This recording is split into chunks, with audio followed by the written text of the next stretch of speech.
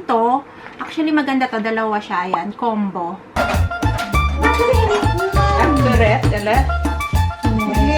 Effective talaga yung abo. Dito din sa kabilang side, ayan no, meron din dito sa kabilang side. Dumating na yung aking change name. 'Di ba? Nagpalit nga ako ng apelyido. Apelyido lang naman.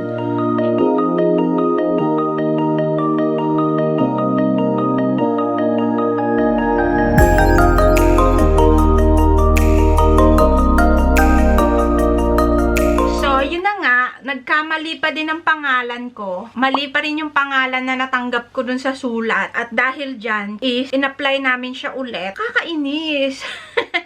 Sinama pa rin kasi nila pala yung apelyido ko. So, instead na maikli, instead na yung apelyido ko lang, instead na yung pangalan ko at saka apelyido ni Pangit, yun lang kasi yung gusto kong nakalagay sa name ko. Kaya lang, nakalagay pa din yung apelyido ko, yung pagkadalaga ko na apelyido, so mahaba pa din siya. Pinalitan nila yung apelyido ko, pero nandun pa rin yung apelyido ko nung pagkadalaga ko. So, 3 pangalan pa rin nandun. Yung pangalan ko, apelyido ko nung pagkadalaga, tsaka yung apelyido ni Pangit.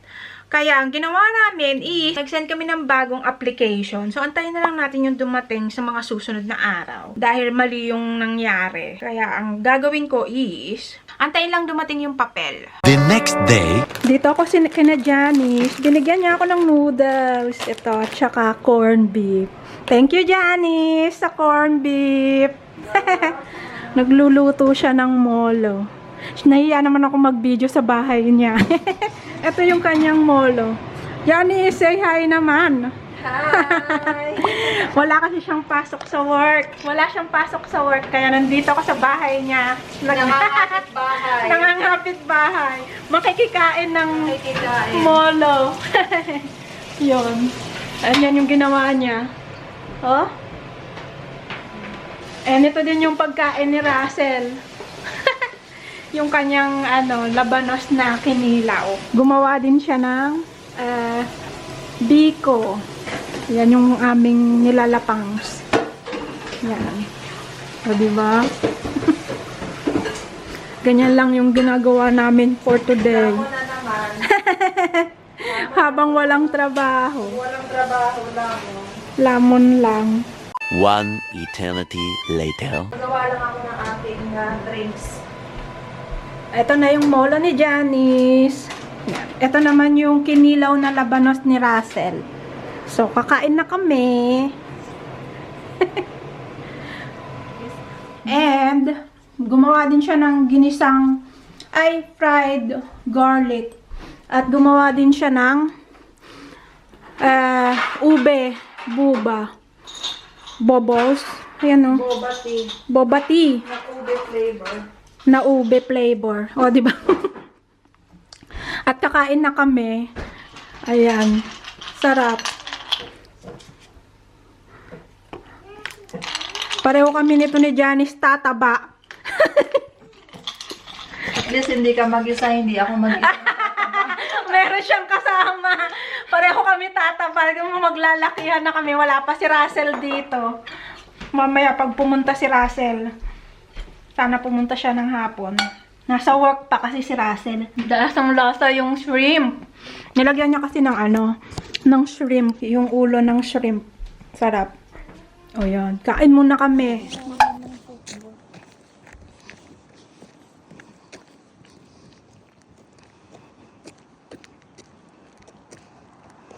So, kauuwi ko lang. Nanggaling ako kay na Janice. And pag uwi ko, nakatulog ako saglit. Napagod ako sa kabusugan. And, anong tawag dito? Sinundo ako ni Pangit. Tignan nyo naman yung binigay sa akin ni Janice. Ang dami. Tignan nyo. At nag-second hand din pala kami. And, ito yung pabaon ni Janice. Tignan nyo, binigyan niya ako ng kimchi. And, another kimchi na noodles. So, meron tayong pangkain. Kimchi na noodles. Ito din, binili niya to sa Ika kanina. Pinauwi niya na sa akin. Nilagyan niya rin ako ng Quaker Oats. Ay, ang na ito, galing ha. Microwavable. 2 minutes lang. Ayan. Lagyan mo siya ng tubig. And then microwave. Oh! Isang kainan. Maganda oh. 1, 2, 3, 4, 5, 6, 7. 7 days. Diet talaga. After namin magkain kanina ng molo na niluto niya. Quaker Oats 7 days. Tapos binigyan niya rin ako ng spam. Thank you, Janice. Ooh, namiss ko ang spam. Tagal ko na rin na hindi nakabili ng spam. Binili ko yung huling kong spam sa Asian store. And binigyan niya rin ako ng corned beef. Kasi si Janice, namimili kasi sila sa Costco. May Costco.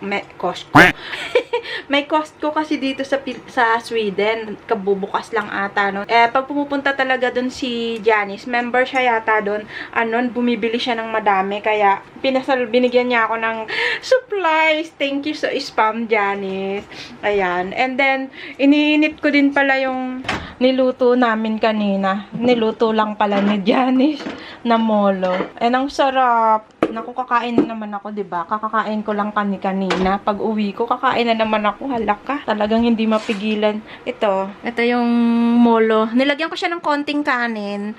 Tapos, dalawang pirasong molo. Ayan. Yan yung aking kakainin for today. Medyo nagutom ako. Nagmerienda muna kami ni Janice. Ang merienda namin is kape at saka biko. Binigyan niya rin ako ng biko pala nasa rep. Tapos nag-second hands kami. Bumili siya ng mga pampasalubong. And, anong tawag dito? Nilagay niya pa yung dalawang damit. Kaloka talaga to si Janice. Nilagay pa talaga yung damit. And, siya yung nagbayad nun. Nakakatawa. Kasi maganda naman siya. Nasa labahan na kasi. Lalabahan ko siya bukas. Ano pa ba binigay ni Janice? Yun. Binigyan din pala ako ni Janice ng ube. Ito, ube. Ano pa to? Ube powder boba tea. Ayun, pang milk tea. Pero ube flavor. And gumawa kasi siya ng, gumawa siya ng boba milk tea na ilalagay ko na lang dito sa gilid yung video na ginawa niya. And, ang sarap. Ngayon ko lang na-experience na ilagay sa drinks yung yung gata ng niyog. Ang sarap pala niya. Dito nga muna kayo. Ang sarap pala niya. Ilagay yung gata ng niyog sa milk tea. Kaya lang, wala naman akong gula, buba pearls, yung, anong tawag sa buba pearls? Sago. Bibili na lang ako ng sago.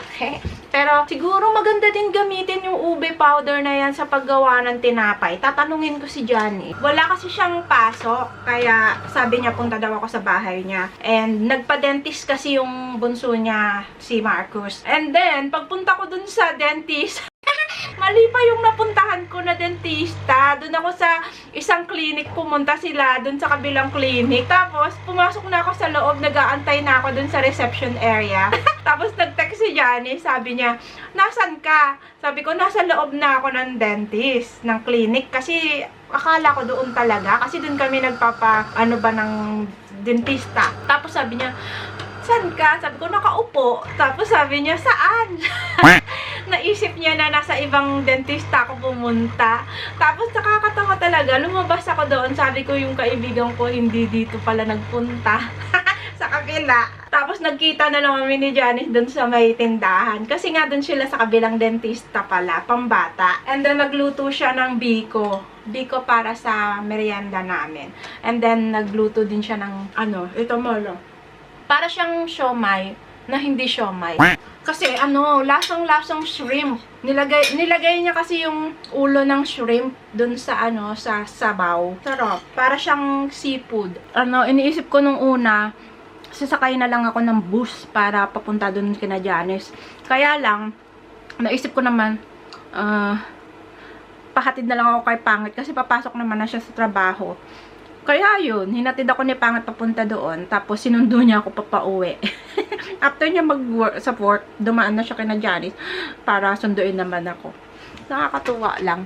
Ay, hindi ako nakapag-video-video dun sa may sa second hand store. Si Janice nag-video-video yata. Dun kami nagpupunta sa second hand store.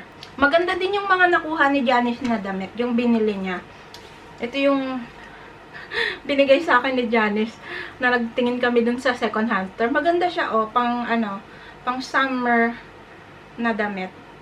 See-through siya and mahangin. Ayan. Ang ano lang to, ang presyo lang nito is 30-45 crowns. Mura talaga pag sa second hand. At saka karamihan pa, meron mga bago. Yung mga nakuha ni Janice, mga bago. As in, hindi pa nalalabahan. Tapos ito yung pangalawa. Ganda. Binigay sa akin ni Janice.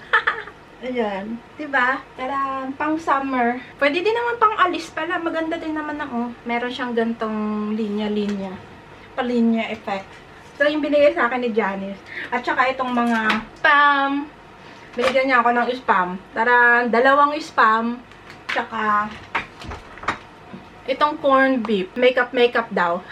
Ito naman kasing corned beef na ganito, kapag binuksan mo siya, lulutuin mo na siya lahat, no? Ipiprease ko kaya. Pwede kayang i-freeze. Kunyari, pag naglalagay kasi ako ng patatas sa corned beef, ganun din ba kayo magluto? Nangangati ang ilong ko.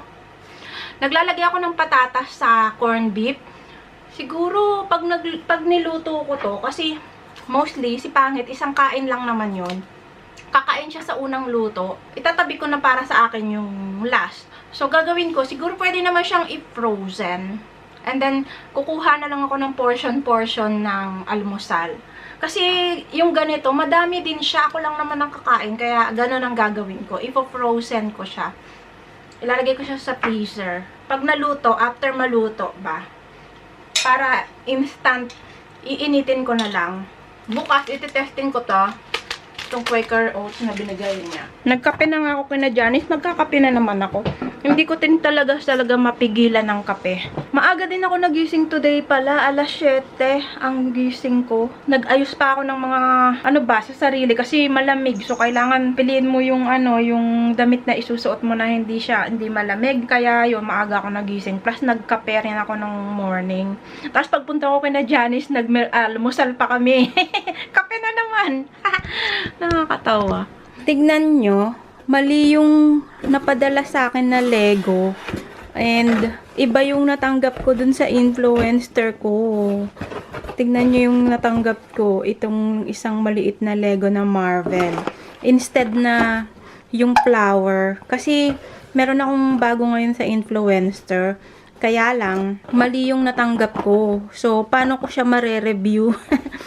Ito yung nakuha ko, Marvel na maliit na laruan. Ganyan siya. So, ibibigay ko na lang to sa kaibigan ko. Basta tignan ko muna. Kasi, baka sabihin na, kasi in-email ko na siya, in-inform ko na mali yung nakuha ko, mali yung sinend nila.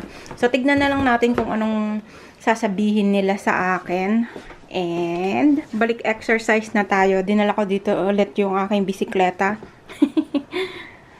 And, tignan na lang natin kung anong sasabihin nila dito sa maling natanggap sa influencer na Lego. Tignan nyo nilagay namin. Naglagay kami nitong scratch pad. Kasi, yung pusa namin mahilig mag-cut-cut. Mag-scratch-scratch.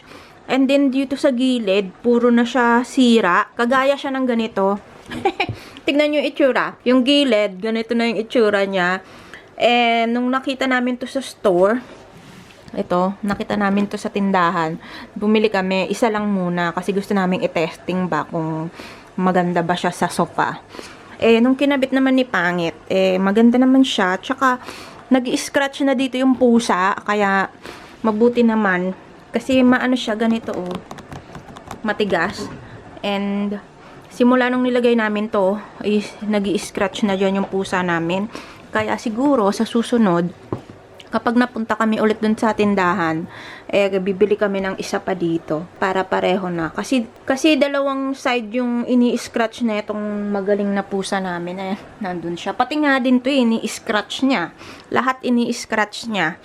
Pero ngayon, nakahanap na kami ng ng solusyon. So, kaya ayan na lang yung ilalagay namin dito sa kabilang side next time. Pero, sa susunod na buwan na lang, kami ulit bibili kasi medyo may pagkamahal siya.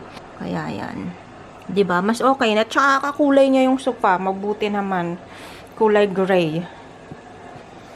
You see, tingnan niyo naman yung itsura. Ganyan ang itsura niyan. Ganito yung itsura niya dun to sa kabilang side. And tatakpan na lang namin dito ulit. next